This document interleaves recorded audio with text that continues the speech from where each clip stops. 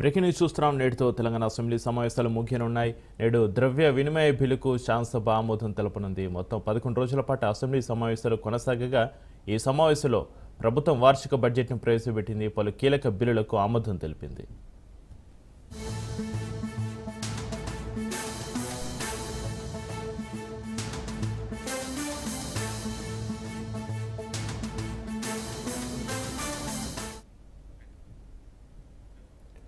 నేటితో తెలంగాణ అసెంబ్లీ సమావేశాలు ముగియనున్నాయి. నేడు ద్రవ్య వినిమయ బిల్లుకు శాసనసభ ఆమోదం తెలపనుంది. మొత్తం 11 రోజుల పాటు అసెంబ్లీ సమావేశాలు కొనసాగగా ఈ సమావేశంలో ప్రభుత్వం వార్షిక బడ్జెట్ను ప్రవేశపెట్టింది. పలు కీలక బిల్లులకు ఆమోదం తెలిపింది.